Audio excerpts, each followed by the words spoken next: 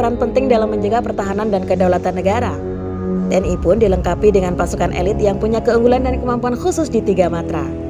Setiap matra memiliki pasukan elit atau khusus. Pasukan ini dibentuk untuk mengemban tugas dan tanggung jawab yang lebih besar. Pasukan elit Angkatan Darat, Angkatan Laut, Angkatan Udara memiliki kekuatan serta kemampuan yang khas dalam menghadapi berbagai ancaman.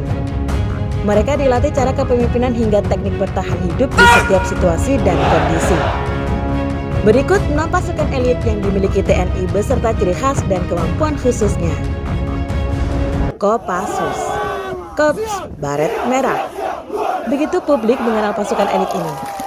Hal ini lantaran baret berwarna merah yang menjadi ciri khas pasukan khusus TNI Angkatan Darat yang didirikan pada 16 April 1952 tersebut. Kopassus merupakan akronim dari Komando Pasukan Khusus. Anggota Kopassus dibekali sejumlah kemampuan khusus, diantaranya bisa bergerak cepat dalam setiap medan, menembak cepat, pengintaian, dan anti-teror. Moto yang dimiliki Kopassus adalah berani, benar, dan berhasil.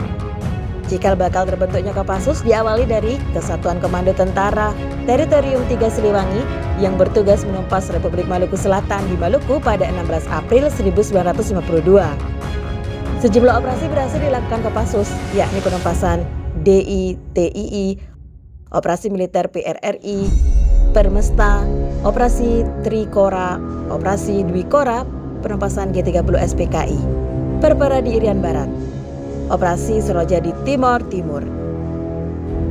Kopassus juga berhasil melakukan operasi pembebasan di luar negeri, salah satunya penyanderaan di Bandara Don Muang, Thailand, Woyla.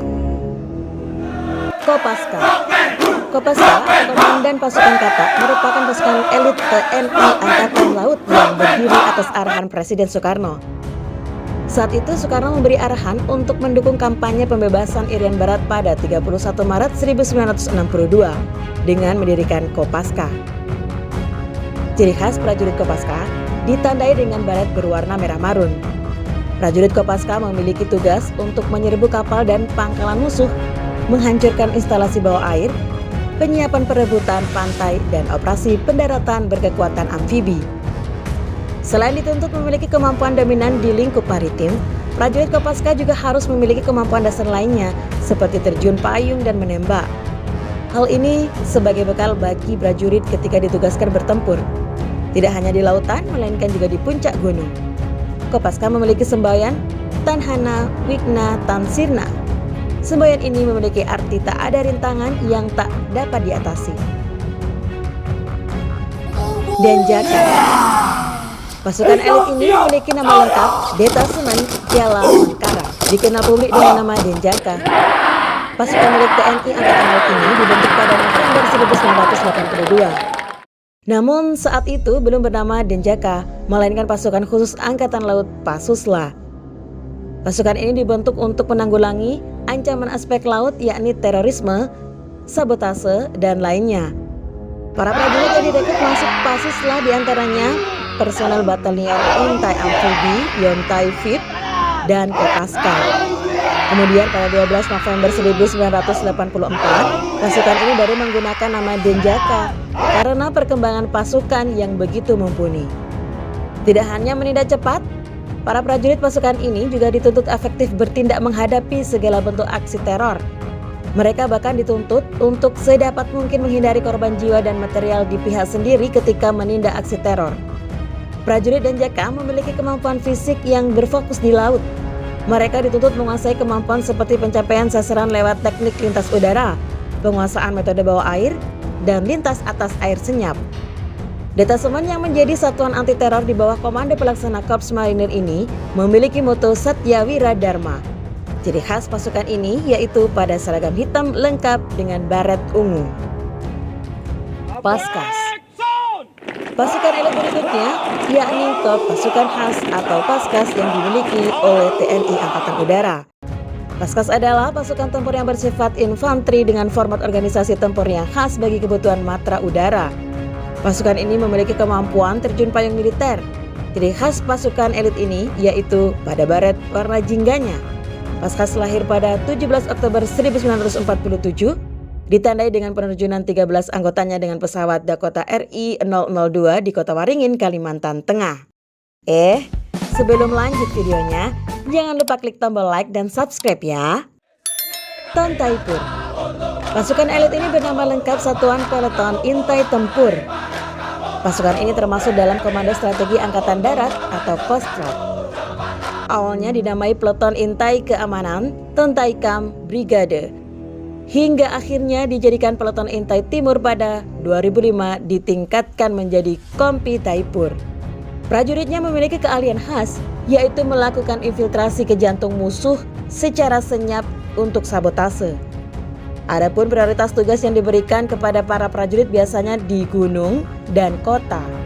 Namun, prajurit pasukan elit ini pernah terlibat dalam misi pembebasan kapal MV Sinar Kudus di Somalia pada 2011. Ciri khas pasukan ini yaitu senjata berupa senapan serbu, pistol, sangkur, dan sniper. Tak hanya itu, para prajuritnya juga dibekali senjata berupa sumpit yang dilengkapi jarum beracun. Biasanya racun berasal dari getah pohon atau bisa ular. Yontai Vip memiliki semboyan Maya Netra Yamadipati, mana semboyan ini bergerak dengan cepat, rahasia, dan mematikan dalam setiap pertempuran. Yontai Vip merupakan akronim dari Batalion Intai Amfibi. Pasukan ini awalnya bernama Komando Intai Para Amfibi atau KIPAM. Tugas Yontai Vip yaitu membina dan menyediakan kekuatan amfibi maupun darat. Selain itu, tugas para prajuritnya yaitu melakukan operasi khusus dalam pelaksanaan operasi amfibi dan satuan tugas TNI Angkatan Laut. Ciri khas Yontai Vip yaitu prajuritnya memakai baret ungu khas marinir. Akan tetapi, Yontai Vip berbeda dengan marinir yang pada umumnya menggunakan brevet trimedia di samping Pataka Korps Marinir. Nah, gimana sob? Semoga video ini bisa bermanfaat buat kalian semua ya. Jangan lupa tuliskan komentar kalian di bawah ini ya.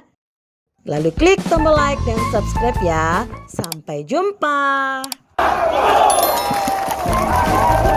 Back zone!